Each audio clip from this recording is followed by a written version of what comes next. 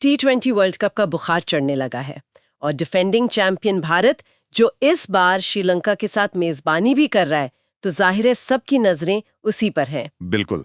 और हमारे पास आईसीसी की एक ताज़ा रिपोर्ट है जो इसी पर बात कर रही है। हाँ, मतलब न्यूजीलैंड के खिलाफ जो 4-1 से सीरीज जीती है भारत ने। हाँ, उसी के बाद आई है ये। हाँ, तो ये रिपोर्ट सिर्फ जीत के आंकड़ों से आप कह सकते हैं कहीं आगे जाती है। अच्छा। ये टीम की सोच में, उनकी फिलॉसफी में एक बड़े बदलाव की तरफ इशारा कर रही है। बिल्कुल। तो आज की हमारी इस गहरी पड़ताल का बड़ा सवाल यही है कि क्या भारत की ये जो नई रणनीति है, attack is the best defence वाली, क्या ये उन्हें लगातार दूसरी बार चैंपियन बना सकती है, या फिर इस आक्रामक सोच में कोई छिपा हुआ जोखिम भी है? चलिए रिपोर्ट की परतों को खोलते हैं। शुरुआत करते हैं कप्तान से।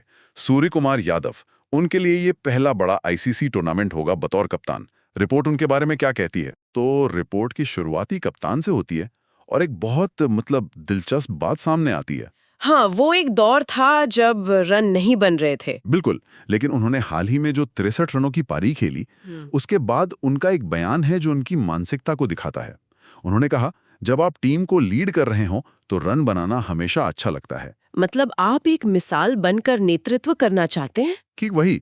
तो रिपोर्ट इसे सिर्फ फॉर्म में वापसी नहीं मानती, बल्कि इसे टीम की नई फिलॉसफी से जोड़कर देखती है। कि कप्तान खुद आक्रामक खेलकर पूरी टीम के लिए एक टोन सेट कर रहा है। एग्जैक्टली।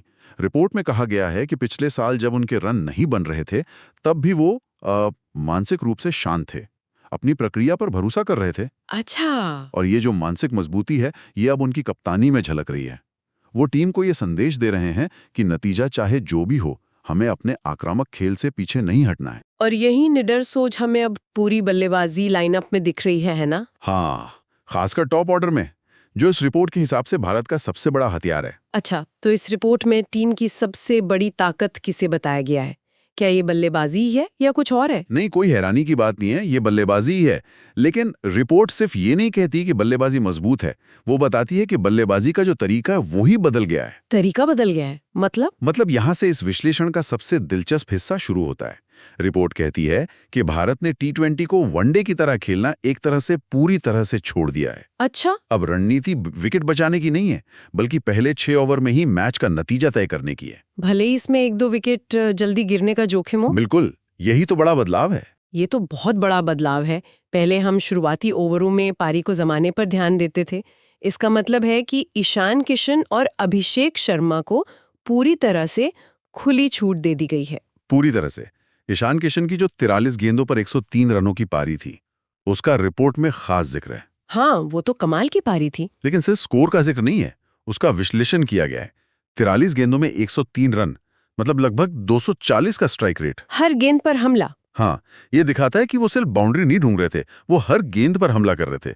रिपोर्ट इस बात पर भी ध्यान खींचती है कि उन्होंने स्पिन और पेस दोनों के खिलाफ एक जैसी आक्रामकता दिखाई, जो उन्हें पावर प्ले में और भी खतरनाक बना देता है। बिल्कुल। कप्तान का बयान है, हम चाहते थे कि वो अपना स्वाभाविक खेल खेलें, चाहे वो ओपनिंग करें या ना करें। ये जो स्वाभाविक खेल है, यही अब टीम की रणनीति बन गया है। तो ये टॉप ऑर्डर किसी भी गेंदबाजी आक्रमण को ध्वस्त कर सकता है। ये तो किसी भी विरोधी टीम के लिए एक डरावने सपने जैसा है। बिल्कुल है, लेकिन यहीं पर रिपोर्ट एक चेतावनी भी देती है। अच्छा। ये सिर्फ तारीफ नहीं कर रही। रिपोर्ट में पिछले 12 महीनों के आंकड़ों का हवाला देते हुए कहा गया है कि यही आक्रामक टॉप ऑर्डर बाएं हाथ के तेज गेंदबाजों के खिलाफ थोड़ा संघर्ष करता है। ओहो। खासकर जब गेंद शुरुआत में स्विंग हो रही हो। ये तो एक बहुत ही अहम नुक्ता है। मतलब अगर सामने ट्रेंट बोल्ट या शाहीन शाह अफरीदी जैसा कोई गेंदबाज हो, तो ये रणनीति उल्टी भी पड़ सकती है। संभव है। रिपोर्ट इसे भारत की अक्लीज हील या सबसे बड़ी कमजोरी तो नहीं कहती, लेकिन एक पोटेंशियल थ्रेट, मतलब एक संभावित खतरे के तौर पर जरूर देखती है। तो मतलब इसकी असली परीक्षा सपाट पिचों पर नहीं होगी। सही कहा। असली परीक्षा उन मैचों में होगी जहां गेंदबाज को थोड़ी मदद मिल रही हो। क्या तब भी किशन और शर्मा इसी निडरता से खेल पाएंगे? ये एक बड़ा सवाल है जिसका जवाब वर्ल्ड कप में ही मिलेगा। तो ये जो आक्रामक शुरुआत है, इसका मिडिल ऑर्डर पे क्या असर पड़ रहा है? वैसे तो यही कहा जाता है कि अच्छी शुरुआत से दबाव कम हो जाता है। हाँ, लेकिन रिपोर्ट इसे एक नए नजरिए से देखती है। ये सिर्फ दबाव कम होने की बात नहीं है, ये मिडिल ऑर्डर की भूमिका बदलने की बात है। भूमिका बदलने की? वो कैसे? देखिए, पहले मिडिल ऑर्डर का काम होता था पारी को संभालना और फिर आखिरी ओवरों में तेजी लाना। सही बात है। लेकिन अब जब आपको 6 ओवर में ही 70-80 रन का प्लेटफॉर्म मिल जाता है, तो मिडिल ऑर्डर का काम सिर्फ उस गति को बनाए रखना है। कप्तान सूर्य कुमार यादव, जो खुद मिडिल ऑर्डर में खेलते हैं, हाँ। वो कहते हैं कि अब उन्हें आकर 2-4 ओवर रुककर खेलने की जरूरत नहीं पड़ती। वो पहली गेंद से ही अपनी भूमिका निभा सकते हैं।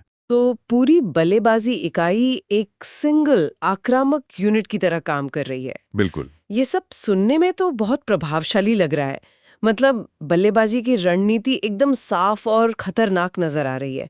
लेकिन क्रिकेट सिर्फ बल्ले से तो नहीं खेला जाता। रिपोर्ट गेंदबाजी के बारे में क्या कहती है? ये एक बेहतरीन सवाल है और रिपोर्ट ने इस पर भी काफी गहराई से बात की है। अच्छा।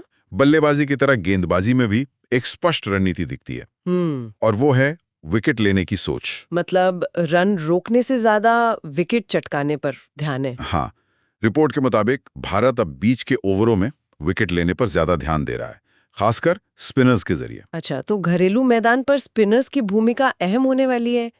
इस पर रिपोर्ट में कोई खास जानकारी है क्या? हाँ, रिपोर्ट बताती है कि टीम मैनेजमेंट 2 कलाई के स्पिनरों, मतलब रिस्ट स्पिनर्स, के साथ खेलने के विकल्प पर गंभीरता से विचार कर रहा है। 2 रिस्ट स्पिनर, ये तो बहुत आक्रामक सोच है। और ये एक हाई रिस्क हाई रिवॉर्ड रणनीति है। हो सकता है कि कलाई के स्पिनर एक आध ओवर में महंगे साबित हों, लेकिन वो अपनी गूगली या फ्लिपर से सेट बल्लेबाजों को आउट करके मैच का रुख पलट सकते हैं। और तेज गेंदबाजी का क्या, खासकर डेथ ओवर्स, जो हमेशा से भारत के लिए एक चिंता का विषय रहा है। डेथ ओवर्स पर रिपोर्ट में एक पूरा सेक्शन है। ऐसा लगता है कि टीम ने न्यूजीलैंड सीरीज में कुछ नए गेंदबाजों को इस भूमिका के लिए परखा है। मतलब बुमराह के जोड़ीदार की तलाश जारी है। हाँ, जसप्रीत बुमराह का एक छोर संभालना तो तय है। रिपोर्ट में एक युवा तेज गेंदबाज के यॉर्कर और स्लोअर बॉल के मिश्रण की तारीफ की गई है और संकेत दिया गया है कि भारत वर्ल्ड कप में एक डेथ ओवर स्पेशलिस्ट के साथ उतर सकता है। और रणनीति क्या होगी? रणनीति साफ है, आखिरी 4 ओवरों में कम से कम 20 गेंदें यॉर्कर फेंकने की कोशिश करना। अगर वो इसमें सफल होते हैं तो ये उनकी सबसे बड़ी कमजोरी को ताकत में बदल सकता है। तो कुल मिलाकर गेंदबाजी की रणनीति भी बल्लेबाजी की तरह ही प्रोएक्टिव और आक्रामक है। बिल्कुल, विकेट लेने पर फोकस, रन रोकने पर नहीं। और इसी बात को आगे बढ़ाते हुए एक और पहलू है, फील्डिंग। हाँ, रिपोर्ट में एक लाइन है जो मुझे बहुत पसंद आई। ये भारतीय टीम रन बचाती नहीं, मौके बनाती है। वाह। हाँ, इसका मतलब है कि वो आक्रामक फील्ड सेटिंग कर रहे हैं, बल्लेबाज को गलती करने पर मजबूर कर रहे हैं, चाहे वो स्लिप में फील्डर रखना हो या सर्कल के अंदर कैचिंग पोजीशन पर। तो इसमें चौके ज्यादा जाने का खतरा भी है? बिल्कुल है। लेकिन एक कैच पकड़ने से मैच का नतीजा बदल सकता है। ये पूरी टीम की मानसिकता को दिखाता है। इस पूरी चर्चा से ये तो साफ है कि भारतीय टीम एक बहुत ही स्पष्ट और साहसी योजना के साथ वर्ल्ड कप में उतर रही है। तो संक्षेप में इस आईसीसी रिपोर्ट से जो सबसे बड़ी बात निकल कर आ रही है वो ये है कि भारतीय टीम वर्ल्ड कप में सिर्फ जीतने नहीं बल्कि डोमिनेट करने के इरादे से जा रही है। कप्तान फॉर्म में है, मिसाल पेश कर रहे हैं। उनकी रणनीति का आधार उनका विस्फोटक टॉप ऑर्डर है, लेकिन ये सिर्फ बल्लेबाजी तक सीमित नहीं है।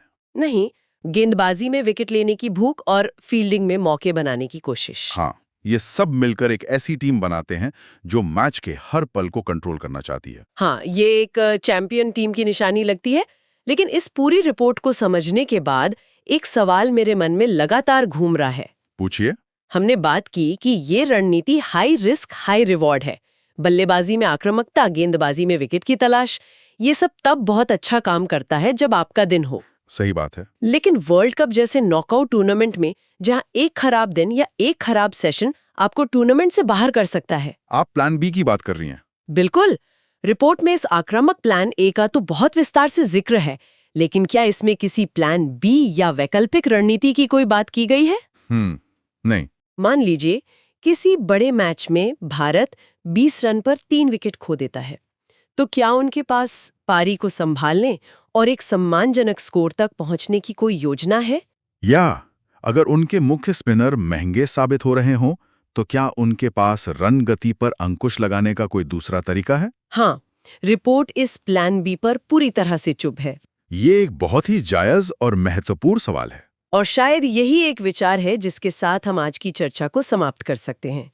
क्या आधुनिक T20 क्रिकेट में, जहां आक्रामकता ही सफलता का मंत्र मानी जाती है, क्या एक मजबूत प्लान बी का न होना ही सबसे बड़ा जोखिम है? शायद